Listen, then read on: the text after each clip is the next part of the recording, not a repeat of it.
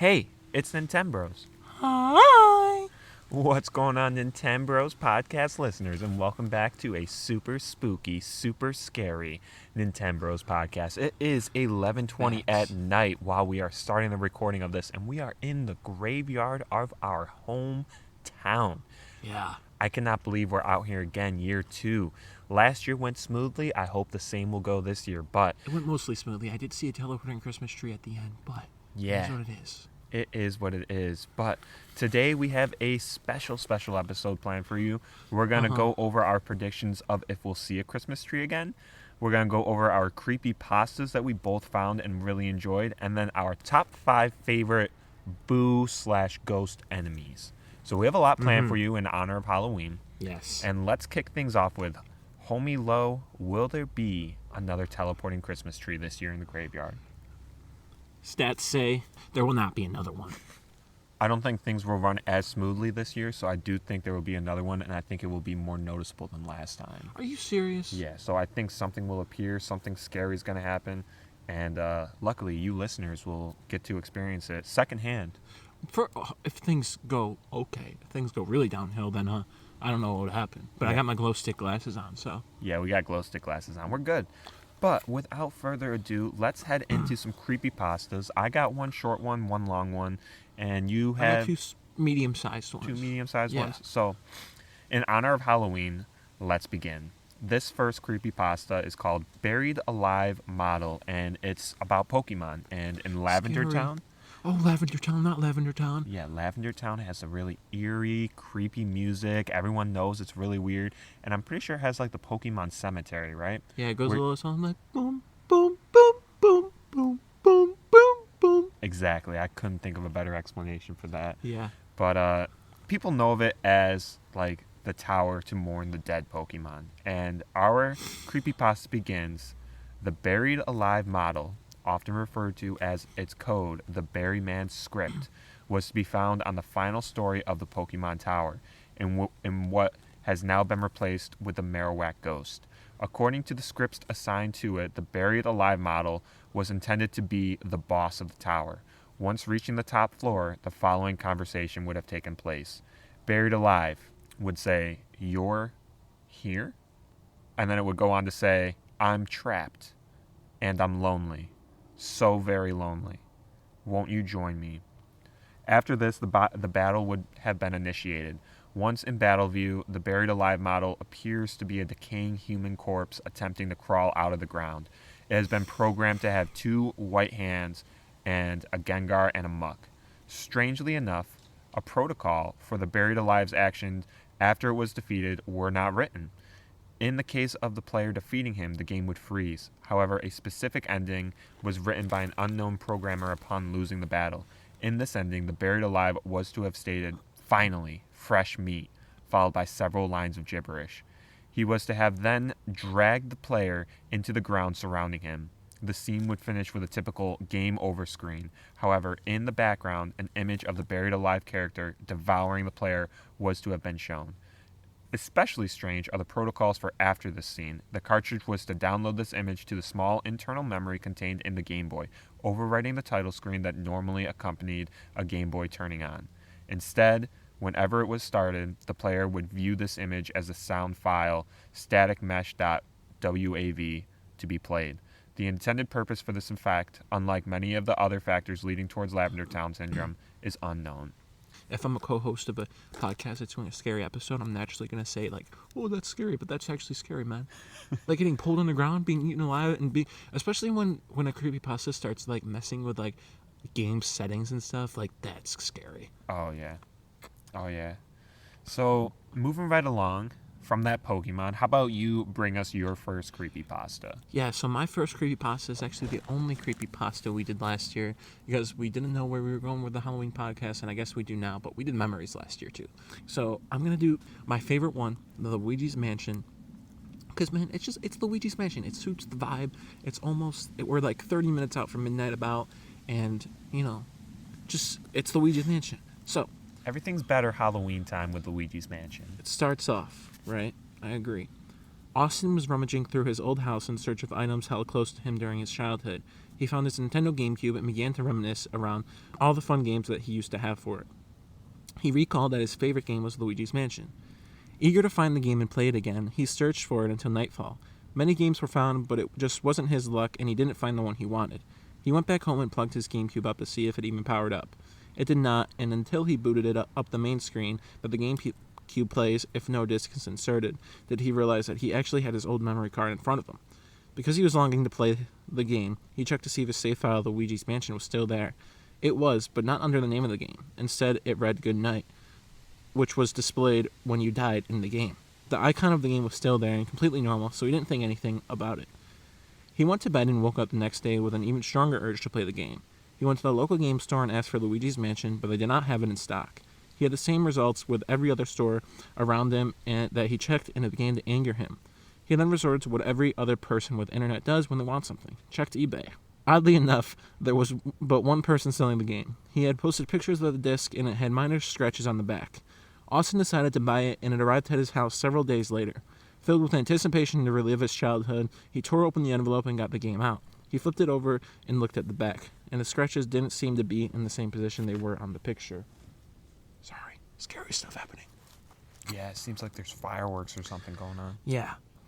Upon closer inspection, he almost thought the scratches made out a word, Good Night. Ignoring this, he put the game in and began to play it. The regular main menu screen opened up, but he realized that there was only one save file instead of 3 like normal. The save file was up to Area 4, which implied that he had either beaten the game or was close to it. Something odd caught his eye before he selected the game. The boo counter that told him how many boos he'd caught said 50-50, but the boo's body was gone. Only the red eyes were left, which usually only appeared on King Boo. He selected the game, only to be killed immediately. Good night, said the game in almost a whisper. It was odd, especially because the game had never read it aloud before, or at least not that he remembered.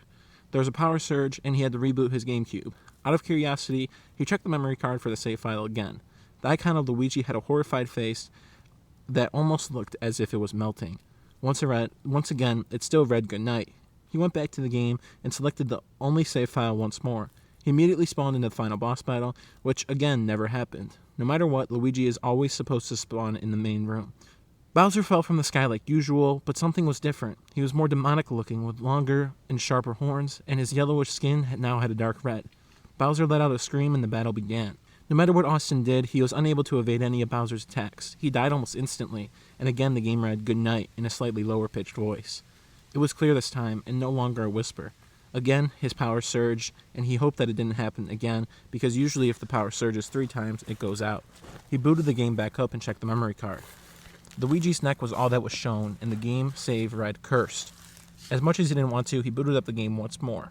The boo counter now had strange characters instead of numbers. Instead of 50-50, it was more like alphabetic weird symbols. The red eyes were now gone, and in its place was Bowser's head. Bloodied and ice sunk deep into the sockets. Austin clicked the file and began to play. It was normal this time. He spawned into the main room and checked his map. All of the places were unlocked, but one room was dark red with words Good Night on it. Words never appeared on the map, so out of curiosity he began to go there. On the very top floor, he opened the door. The walls were red with blood splatters everywhere. Portraits of demonic ghosts were everywhere, and one was rattling. It was the portrait of the most evil-looking Bowser that Austin had ever seen. He sucked it up using the Poltergust 3000, and immediately Luigi's health shrank to 0. The game screamed Good Night. The power went out at his house, but his TV was left on. A frightening image was shown. It was him, except his body was melting and dripping down his body. He screamed and was instantly knocked to the ground. Someone was standing over him, but he couldn't see as everything was a blur. Good night, it said, and Austin was knocked lifeless, slamming against the wall. Neighbors claimed to have heard a loud, almost alien-sounding scream, almost as if someone had edited it using an unnecessary amount of reverb. One neighbor was outside on his afternoon jog, and he actually saw the lights go out in Austin's house. His story goes like this. The lights weren't completely out, and then a flash of green shone through the windows. I heard Austin scream in a panic, and then a thump. I went up to his house to see if I could help, because it sounded like he was in danger. As I turned the doorknob, it was almost as if someone whispered good night to me. I walked in and no one was there, only a very small disc, which looked to be a video game. It was green and had the name Luigi's Curse. I began to explore around, and that is where I found Austin lifeless. A look of horror frozen on his face, a scar on his forehead that almost resembled a dinosaur of some sort. I called 911, and he was announced dead on the spot. Professionals and doctors claim that Austin died of a heart attack. Maybe it was, and maybe it wasn't. I guess it's really up for you to decide. One puzzling factor, though, was that the scar on his forehead, no one seemed to remember him having it before, but it was sure there now. His family decided that he should be cremated and his ashes kept. As he was being cremated, however, this person noticed that it was almost as if his skin from his head had turned to liquid and was dripping down his sides. From the crackling fire, it was almost as if he heard, "Good night." Wowzer. Bowser, yeah. I'm scared to go to bed tonight. Why? It's just in the game, man. Don't worry. I know, we were talking about this like a couple days ago, right? And the first time that you read this to me, I didn't know what a creepypasta was. Yeah, I thought you did. And I was like, okay, so I guess this is like a true story, or I guess this happened to someone. So you're telling me this, and I'm like thinking like, man, that's a bad day for the homie. Yeah, That's no. not good. Just so everybody knows that's made it this far, creepypastas are not true. And these In are, case you didn't know. Yeah, and these are made up stories. These did not actually happen. They're just fan fiction stories, to be told on Halloween like we're doing right now. Perfect. So let's break up the creepypastas a little bit and instead shift gears to rank our favorite Mario ghost characters. Yeah. So we're going to absolutely. rank our top 5. And starting from number 5, mine is a Lady Bo as number 5. She's awesome. Really? And appears in the first 2 Paper Mario games. The memories I have of just smacking the enemies to pieces is heartwarming. I also really like her simple design being a green boo with bows on both of where her ears would be. Yeah, I love it too. Love Lady Bo. I'll talk about her more when I get to her. But my number 5 is Greenie. Greenie? Yeah, it's the guy in Luigi's Mansion, like the simple green ghost. Oh, okay. That appears every single time. He's there in 1, 2, and 3. Mm-hmm. He's just he's the homie. He's what I think of when I think of Luigi's Mansion. Besides Luigi and Polterpup, it's a staple of the Mario ghost category. Greenie has to be there, I feel. Okay, yeah, I can resonate with him. The homie. Sure. So speaking of the Polterpup, right? My number 4. I love Polterpup. I think he's awesome. Not as much as me. One of the most likable characters in Luigi's Mansion 3. He saves you when you have a golden bone from certain death. He is your friendly and ideal companion when relaxing. He's adorable and has a suspicious undertone to him that we have discussed in previous podcasts. He is the Polterpup. He has a suspicious undertone, but I still think he's a good guy, unlike what Professor Egad could be. You think Egad is a good guy with a suspicious undertone that makes him evil? Yeah, I think Polterpup is... is he technically a good or bad guy in Luigi's Mansion 2? I don't know, because he gives you the bone, but he makes you chase him around for it. Yeah, I couldn't tell you if he's good or bad in the second one. But Luigi's Mansion 3, he's a homie. He's like, ruff, ruff, Polterpup. Heck But yeah. my number 4 is going to be your good old Boo. Just casual Boo? Just casual Boo. Okay. Because, it's just like Greenie, but it's Boo, so it's better. He's in lots of Mario games. He's just all over the place. It's just, it's like if we had a ghost in the real world, if we think of, it's like a human that died and now they're back, but they just not visible. It's just, that's like pretty much what is the Mario version of a ghost. So, it's Boo. Boo. Boo. Who doesn't love Boo? Number 3 from your boy is the Bomb Boo. This is the Boo in the ghost levels in Super Mario Galaxy, most notably in the Boulder GS. Bouldergeist. Yeah, Boulder GS, Bouldergeist. That one boss battle where it's a rock dude and he has arms and whatnot. Yeah, everybody knows him, right? Yeah, and you have to literally take the Bomb Boos and grab them by their tongue and swirl them around and then make them blow up on his hands and his face. And it's so unique. I've never seen it done in any other, way. Yeah. Mario has never done something similar to that. And I think the uniqueness and the design of just the Bomb Boo being black and with the long tongue and yellow eyes deserves number 3. He's awesome. I like him. He did not make my list, but I do like him. At my number 3, this is where I have Lady Bo. Now, I love Lady Bo. Lady Bo's You get her, and one of my favorite moves for usually the almost whole entire Paper Mario playthrough is the smack. And I was doing it in real life right now. That's the sound. It's just so satisfying. And I forget how you charge up the move or something. Dude, you gotta keep pressing left on the joystick, I think. Oh yeah, and it's so satisfying every time it goes through. It's just like a menace. Yeah, Lady She's Bo. so cool. I agree. So I love her. I need a plush of her. hands down. Be sick. You know who else I need a plush of? Who? My number 2 spot, the homie King Boo, man. Do you see this surprise me? Really? I thought you were going to have King Boo at the 1 slot. No, King Boo is number 2. No questions asked. This is a dog. He looks so menacing in the Luigi Mansion games, and I love him. You can play him in Mario Kart. And Yeah, they had him randomly in one Mario Kart, didn't they? Yeah. Is he only in Mario Kart Wii? The only one I can remember, but I mean, he might be in the newer ones too. I haven't played 8 enough to really remember, but King Boo, he's cool, he's mean, he's evil, and I like him a lot. For sure. You know, I love King Boo too, but he's not at my number 2. What is number that, 2 is Polter Puppy. Oh, there I love this homie. I love this homie more than you do. I'm sorry, I don't like saying stuff like that. Like, I like him more than you do, but dude, it's Polter Puppy. Yeah, dude. Where's your plush of him? Rough, dude. He's so cool. He's just homie. I feel like we're not doing a good job describing this tier list, and it's all, he's a homie. But dude, he is. It's Polter Puppy. Name a better companion. Dude, he's like, he gets on Luigi's Mansion at the end of Luigi's Mansion. Ruff, lick. Now he's gonna settle down. Oh, good puppy. And Luigi says that too. He's like, good puppy. It's just, oh, dude, he's so cute. He's so awesome. I agree. That's why he made the list, but couldn't top my top 3. Mm-hmm. Coming in at number 1, your casual Boo. And really, before you start hating on me, right? Yeah, because I am. The casual Boo has to be recognized as the best. He is the playable character in Mario Party 5 through Super Mario Party, but not Superstar. I still don't like that. He makes or breaks a Mario Party entry for me, and he is undoubtedly my favorite character to play in those games. He is my favorite character in the earlier Mario Parties because he just takes coins or stars. He is just, you want Boo on your team. Mm-hmm. Boo is always just a cool guy to have. He's tricky in the sport games. Yeah, he is, literally. He's strategic in Mario Party, and I just really resonate with him because you would always pick Yoshi. Mario and Luigi would be too mainstream. So growing up, I would always be Boo. And I like him. No, I get your reasoning, but I think it's because I don't have as close of an attachment to Boo. Is why my number 1, as I already mentioned, Boo, obviously, is going to be King Boo. Now, I feel like when we're talking Mario Ghost characters, right? This is word for word what you were like, I'm going to look up Mario Ghost characters, and we can just go off that. Mm-hmm. Which I like. I feel like, how is there a better Mario Ghost character than King Boo? It's like the ultimate guy.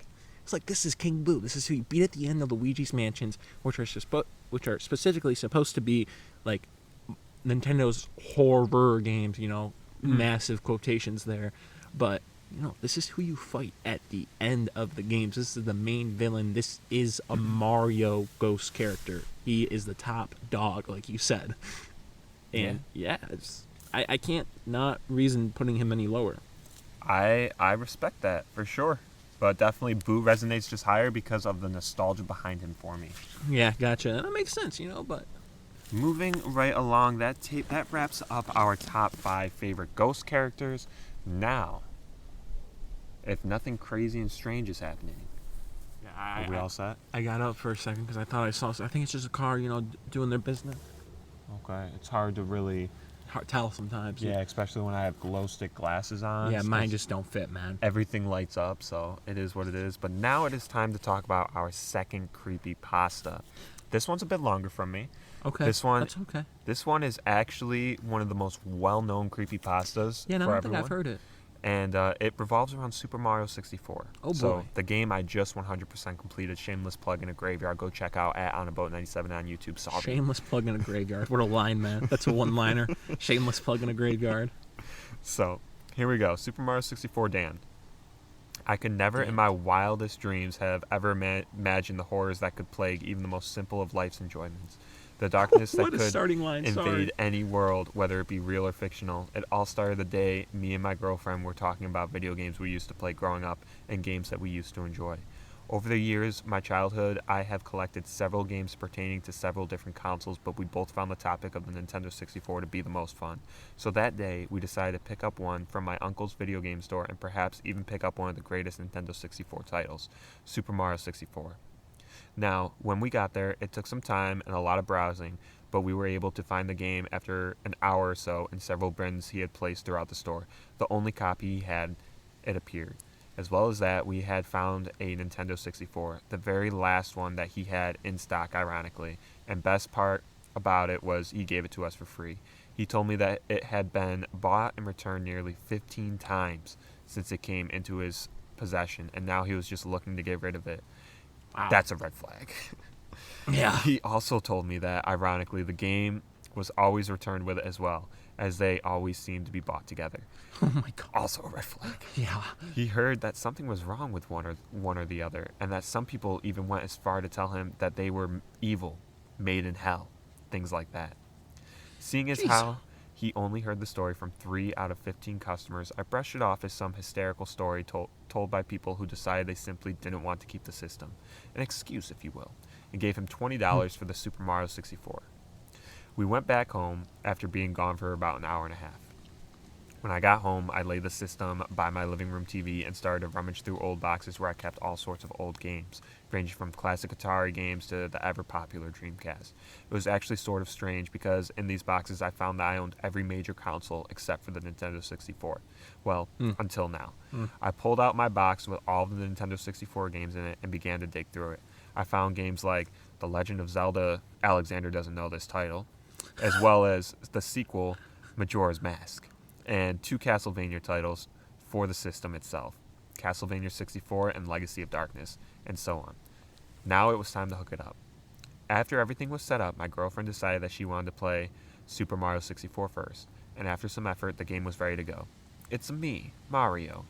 It's called out in an upbeat pitch. My girlfriend decided to mess with Mario's face a bit before finally pressing start on her purple controller, and the screen transitioned to the files screen.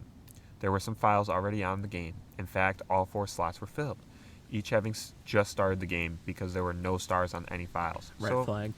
Exactly, especially because 15 people had this before. So we started deleting them.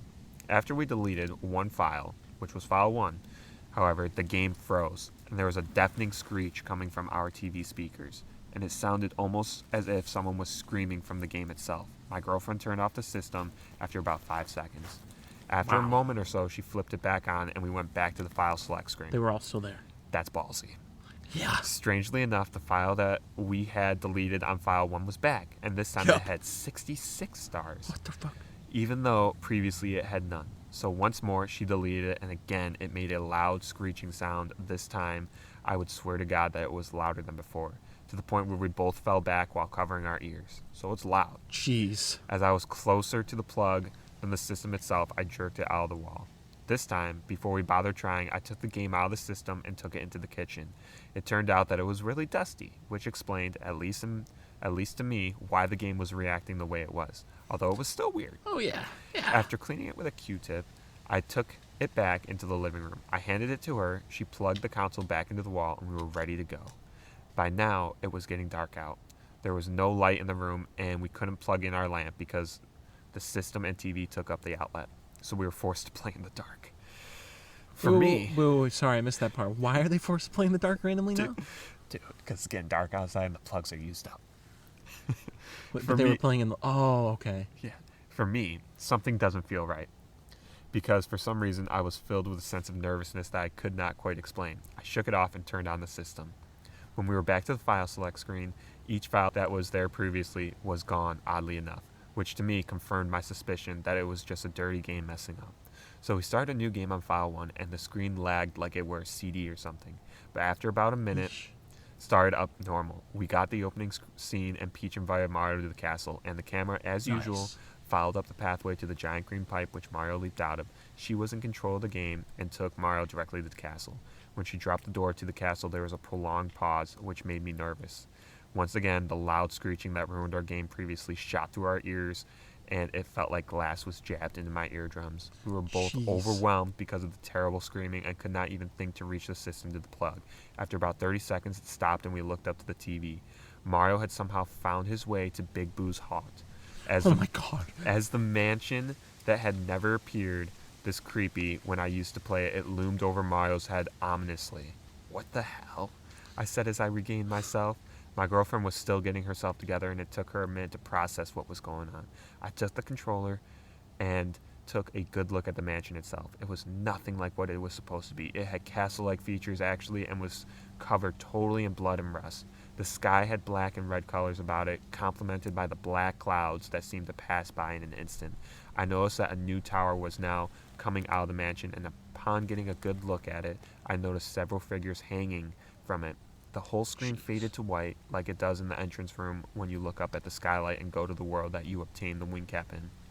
When Mario reappeared, he had somehow made it on top of the tower on a platform that went all the way around. The sky had a gloomy look to it as each cloud passed over the tower, as dark as the night sky, and lightning began to rule the sky and illuminate the clouds in its thunderous wake. I tried for the first time to move Mario forward, but a bolt of lightning stopped any movement that was willing to make at that moment. I dropped the controller. My heart began to race. I didn't know what to expect, and I could see by the look in my girlfriend's eye that a strong sense of paranoia had overcome her, because I constantly noticed her looking back behind us in the shadows that covered the room. With hesitation, I took the controller in hand and moved Mario forward about a foot or so before something fell from the top of the screen and the camera zoomed in on it. It was a depiction of Mario with a noose around his neck. We both yelled, and I dropped the controller on the floor. I moved back as quickly as possible. Mario's clothes were ripped all over, exposing several parts of his body. Underneath the clothes, we could make out stab wounds from either a knife or a dagger, which more than likely caused the blood splatter all over his skin and remaining clothing.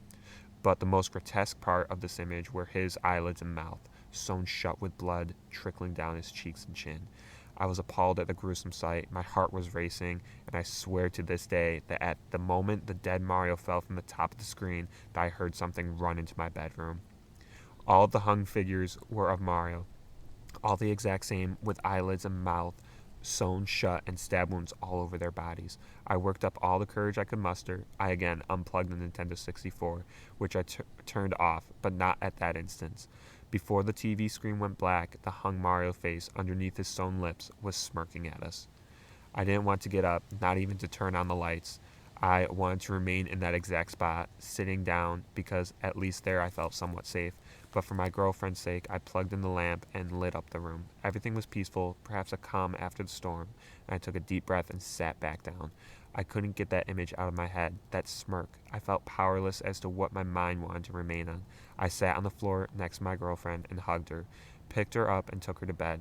Who in the hell would make a game like that? It had to be the game. It had to be hacked. It's the only thing that made any sense to me. What I saw in that game I would define as evil in its sickest forms. Without a word between us, we laid in bed for what felt like hours before one of us finally broke the silence. She told me that she wanted to get rid of the game as soon as possible. As it was already late, I decided that it would be best to wait until tomorrow, because I was sure that my uncle's store was closed and GameStop doesn't take games that old. So we stayed in bed and agreed that we would not play that game again, but I couldn't get it out of my head. Still, I wanted to know why or how this was done. My curiosity got the better of me in the end, and after she had fallen asleep, I quietly got out of my bed, went back into the living room, plugged in the Nintendo 64, and didn't turn it on. God, man. Didn't have to. The game started itself. And not only that, picked up exactly where it left off. I was astounded by this because I had never seen the Nintendo 64 do anything like that. Right then and there, I knew there was more to this than I knew, and I had to know what. I was fascinated, drawn in perhaps. I got a good look around the tower. Despite being disgusted, I was morbidly fascinated by the entire scene. The paranoia would convey was intriguing. After a few minutes of looking around, I pressed the pause button, and again the screen faded, this time to black. It took me all the way back to the file select screen, and I found myself with more questions than answers. All the files were back, again. File 1 had 66 stars, while files 2, 3, and 4 had none. I tried to remember back to when we picked the file, and I was certain that they were not there before. I tried loading file 4 first, and in response the game showed me a picture of Mario dead in a pool of his own blood with his eyelids and entrails hanging out. After a shudder, it allowed me to hit B and go back. I tried loading file 3, and again I got another appalling picture. It was Mario once again staring directly into the screen with bloodshot eyes that looked so close to real that I really thought they were. His mouth was gaping open and his tongue missing. Well, it was missing from his mouth at least. I examined further and realized that Mario's tongue was wrapped around his throat and that he was being strangled with it. I heard a chuckle of sorts, not from the game, but it sounded like it was directly behind me. I ignored it against my better judgment. I tried to start up file 2 now and a video began to play. Mario was strapped down on a table in a decrepit version of the castle's entrance hall. The stones were all black, blood oozing from the cracks between each of them. Curtains that hung from the ceiling were tattered and falling apart. They appeared to be worn with the years. In the background, Peach and Toadstool were strapped to both sides of the door that led to the basement area. Toadstool had the mushroom on his head torn off. I could make out his skull showing through the still fresh wound. He was obviously dead. Peach sent me into a state of awe. Her skin was peeled off, and all I could see fully formed was her head, which remained untouched. Jesus Christ, I said silently as the video continued. Mario struggled for freedom as the door upstairs opened and a black mass slowly came through. Its footsteps solemnly echoed through the silent hall. The curtains on the ceiling blew casually to its passing as it moved down the steps towards him. Mario pulled and pulled, but found no way to escape the situation that he had found himself in, and in response he began to beg for his life and pray. The black mass inched ever closer to the hero. It seemed as though Mario gave up. The black mass walked around the table and stopped directly in front of him. Again, the hero begged, pleaded for his life. He told the black mass that he would do anything, only spare him for any crime that he had committed against it. I saw a tear roll down Mario's cheek, and he closed his eyes tightly. A rope tied around his neck. He gagged and took in only heavy breaths. I couldn't see a hand so much as touch the rope, or where it even came from, but it was indeed there, with just enough slack so that Mario could breathe.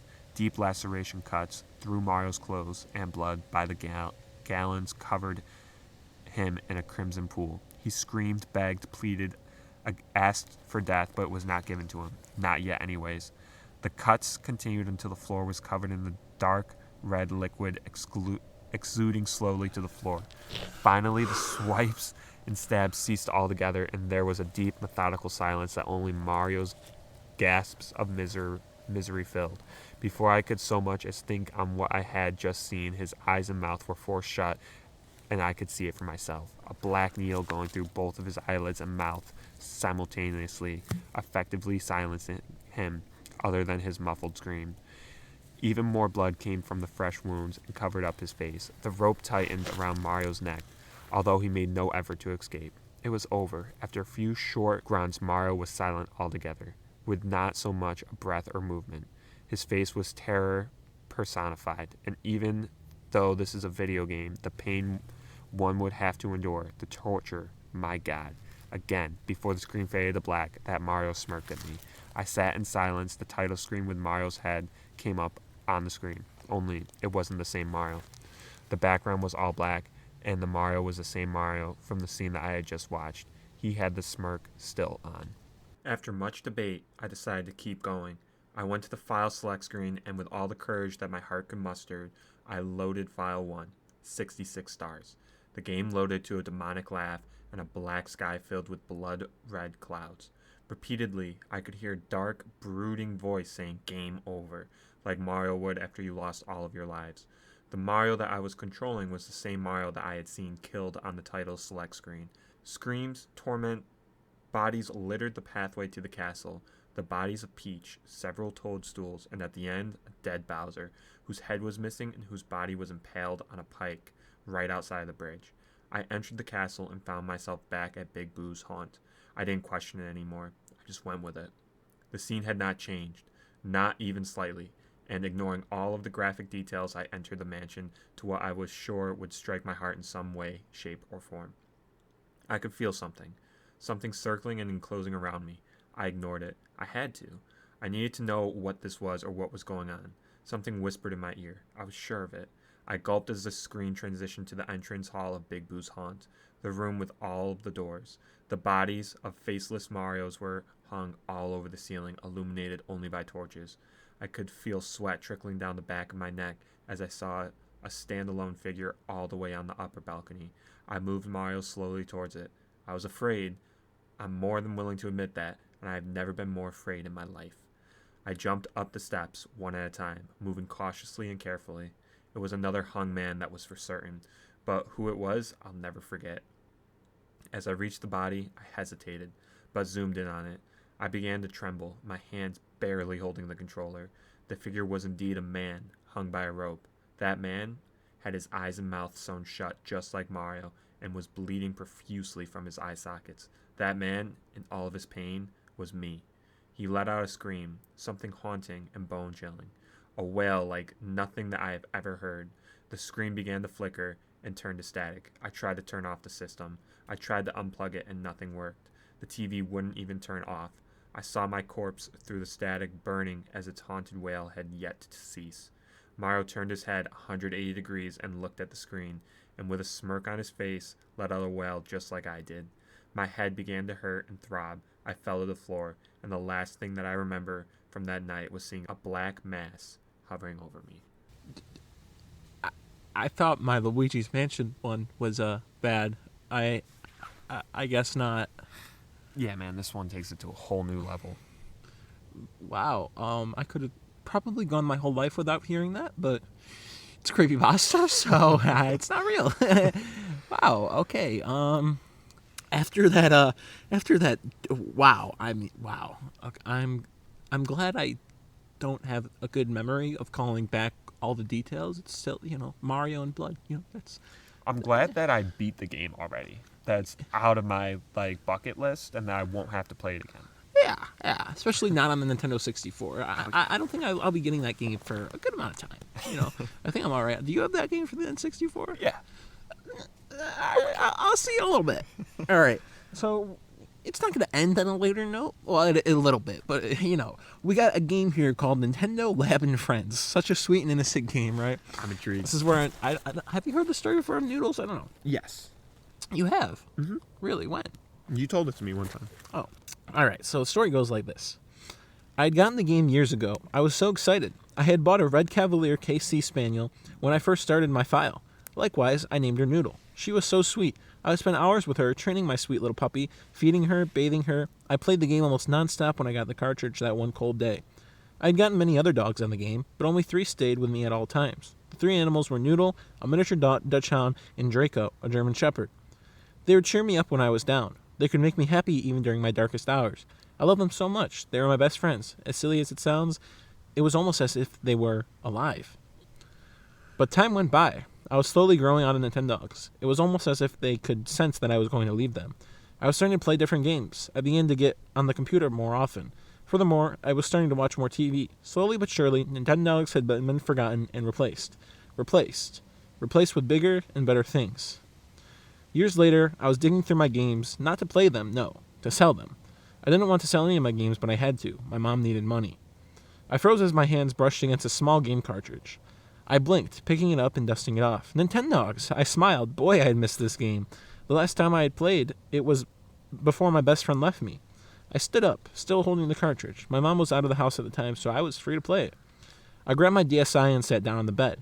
I pushed the small square into the system, a small click echoing throughout my room. I started at the startup icon. It looked odd. There was no cute little lab puppy on it. It was just a completely red screen. I shrugged it off. Just an error. Nothing too major. I tapped the screen and watched the icon disappear as it faded out into the game. It showed the normal Nintendo logo against a white screen, but the writing on the bottom half was gone. Was this normal? Yes, it had to be. It was just my mind playing tricks on me. But instead of a happy, normal bark welcoming me, it was just silence. My eyes widened when I saw it. Instead of seeing the normal, happy beach scene, the sand was covered with bones and internal organs of what seemed to be the other dogs. The sky was blood red, and more bones and other severed body parts scattered across the ocean, making it red also. Swallowing hard, I looked around for my dogs. I almost wish I hadn't. The minute I started looking, I heard a soft whining noise. Noodle lay there, covered in blood. My mouth went dry as a realization hit me. The bones and body parts were parts of Draco and Shelly. This was not normal, not at all. My eyes were filled with tears as I frantically held my thumb on the power button. The DS system cannot be turned off at this time. What? What did it mean? I shuddered, tossing my DSi across the room. It made a loud thud as it hit the wall. I made a dash for the door, putting my hand on the knob. I jiggled it. It wasn't moving, and my door didn't have a lock. I opened my mouth to scream, but nothing came out. Sobbing silently, I pressed my back against the door, closing my eyes. After a few minutes of sobbing, I calmed down. Everything was silent. Maybe the DSi had turned itself off. Possibly I broke it. I didn't care. I just wanted out. An icy chill went up my spine as I heard a few barks coming from my DSi. Hesitantly, I slowly walked towards it. Noodle was standing in front of the screen, holding a leash in her mouth. Noodle would like to take you for a walk. I quivered. It had never said anything like that before. I shakily picked up my DSi, getting a good look at Noodle. Her eyes were gone. There was nothing left but her eye sockets. Blood covered her face, and some skin and fur were missing. Sobbing, I tapped at the no option on the screen. The screen faded to light, loading me to the route screen. It looked normal, besides the route ink. It was blood red. Not only that, but it automatically made its own route. Is this the route you'll take? I frantically tapped the no option. It didn't listen. Noodle and I immediately started to walk. I stared at the screen in horror. All the buildings were on fire. Body parts of humans and dogs alike were scattered all over the sidewalk. Noodle stopped at dead puppy and started to eat it. I continued sobbing as she dragged me through the terrifying screen. Arf, arf, Noodle barked. Oh no, another dog. The screen faded to white for a few seconds before showing a new screen. Maggie is out for a walk. Instead of a cute little Yorkie jumping around, it was a decaying skeleton with some rotting flesh still on it. Chantel has some stern words for you, I gulped, clicking the red arrow. Your dogs are dead, Lydia. Everyone's dogs are dead. It's all your fault. I watched in panic as Noodle lunged forward, gnawing at the dead body of Maggie. It's time to say goodbye, Chantel. Noodle doesn't seem to like Maggie very much. The screen faded, and back into Noodle and I walking. After a few minutes of walking, she barked once, running out of sight. She came back with a white and red present. Noodle must have found something. She's bringing it to you. You got a dog's skull, Noodle excitedly pawed at the screen. This skull belonged to the local neighborhood puppy. I continued to cry silently as Noodle dragged me through more terror. It seemed like it took forever, but we were soon back home. I finally managed to open my mouth and talk. Why are you doing this to me? I choked out, my voice scratchy. Noodle stared up at the screen. Noodle has waited 3 years for you to come back. I gulped, but you never came back. Suddenly, what was left of Noodle's fur and skin slowly started to melt off. I'll make you suffer. Soon, it was just a skeleton, just like I did. And just like that, the skeleton collapsed to the ground. My DSi turned off.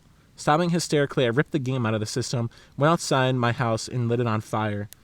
Suddenly, I heard some demonic barking, and then I ran inside, freaking scared. I never want to play Nintendogs again, just because of that hideous game ruined my love of Nintendogs. Anyway, who the heck made this game? Neighbors claim to have heard the demonic woof as well. Did this game become real? I told the police about this game, and they felt bad for me. 2 weeks later, the police discovered that the game was created by a serial killer of some sort. Maybe it was, and maybe it wasn't. Nothing more, nothing less. And we end on midnight. Wow. Oh my gosh, we do end on midnight, dude. That's weird. It's Halloween. It is now Halloween, everybody, and we finished both our creepypastas.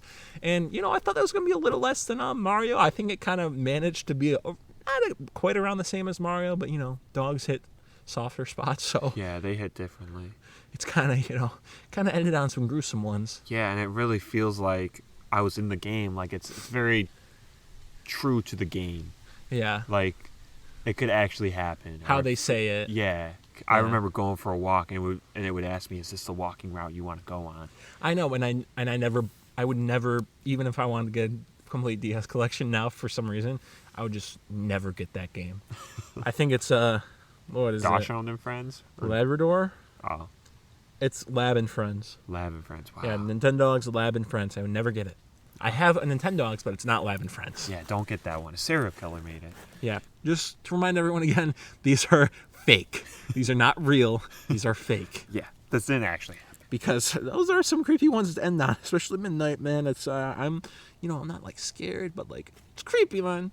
Yeah, we're gonna wrap things up, so we're not gonna waste much more time here. Instead, we're gonna head over to what's new and what we've been playing. Oakley dokley, we are over in the what's new and what we've been playing section. I don't really want to waste a lot of time here because there are some strange noises going on. So, What's new for your boy? Well, I got Mario and Luigi Partners in Time. That will be an in-depth game review in the near future, maybe a couple months from now. Mm-hmm. Pretty excited about that. And love that game. The new Call of Duty Modern Warfare 2 2022 dropped. Been playing that a little bit. It's a lot of fun. Yeah. How about you? All right, so what's new? I got my cats a new perch thing because I love them. Mm-hmm. The cats, yeah, I love them. I got more G Fuel because I also love G Fuel. Because you're a big money baller. Yeah, I got cranberry and blood orange. Blood orange, great. That's very fitting. And I got MW2 as well. It's pretty good. I think I like most of the maps so far. I don't remember the one I don't like, but I like a couple of them. The one where it's just like, it's not it's 3 lanes, but there's a lot of like random buildings and stuff. I like that a lot. That gives you a lot of points and things to look around. And then I also ordered Metroid Dread off Mercari because Heck yeah. I really need that game. I need some better, not better, but more games in my Switch collection. So that's what I got. Perfect. What have we been playing this week? I've been playing a little bit of Minecraft, some Super Mario Odyssey, some of the new Call of Duty, and then Super Mario Maker 2. Always go back to that. Very nice. I have been playing Overwatch 2. I love that game. I play it with my friends from work, and it's just a great time. Every night it's just like a team effort. It's cool. It's nice to be a part of like a team, basically. Yeah. Super Mario Galaxy. I don't know if I played that this week or if it was like the day before last week. Oh yeah, I saw it on the stream. Yeah, I don't know. Amnesia. We played that for the game review, but I played mine really late. So I played that. And MW2, of course. Perfect. And Family Feud. You got Family Feud? And Family Feud. Yeah, I did get Family Feud today, actually, and we played that on stream. Yeah, that was fun. That was fun. I wanted that for a long time. Even if it doesn't have online capabilities, it's still just cool to have, I feel. I agree. So that only leaves the closing coins, and I have 1 closing coins for us. So after this goes up, after you're listening to this, it's probably Halloween or shortly after Halloween. So I just want you guys to have a great holiday season. And whether you celebrate Christmas, Hanukkah, Kwanzaa, whatever you celebrate, just happy holidays. And we look forward to bringing you content as the year goes on. Yeah, I totally agree. I did have another thing, but I'm going to mention that on a later podcast. Yeah, have a great Halloween if this does go up on Halloween, or we hope you had a great one. Obviously, we'll catch you after the week after Halloween. Oh, yeah, we got stuff in store. Oh, yeah, holiday season now, so. Yeah. Now we'll get to light stuff, Maybe we go to the opposite of creepypastas. Maybe we go like, here's how awesome the game is. Yeah. How about you wrap us up and take us home? I'm ready to go home. Yeah, me too. Anyways, guys, this has been Nintenbros. I don't even know, 87? Yeah. 87. We hope you have enjoyed. I'm going to keep this short and sweet. We hope you enjoyed the creepypastas like us. I don't know if you can like enjoy them or maybe it's just like cool to listen to them. Some like fan fiction stories, really. So we hope you did enjoy that. We hope you enjoyed your holiday. You can check us out at Nintenbros93 on the Instagram and TikTok, Nintenbros6 on Twitter. Make sure to look at all the content over there. A lot of great TikToks recently. You can find me on Onaship live streams, Instagram posts, hopefully TikTok soon, and you can find the homie Jake over at On a Boat 97. Perfect. Lots of live streams, great stuff over there. Perfect. Once again, we hope you enjoyed. Have a great holiday season. We really want to get out of here, so we're going to leave. Just remember, creepypastas are fake, and we'll see you all in the next Halloween special.